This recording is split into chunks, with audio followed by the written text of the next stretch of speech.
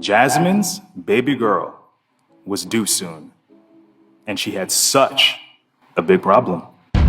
She had no idea what to name her as she read up on different types of Igbo Nigerian names online.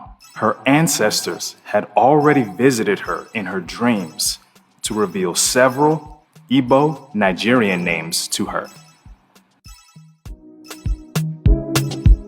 She tossed and turned that night in bed.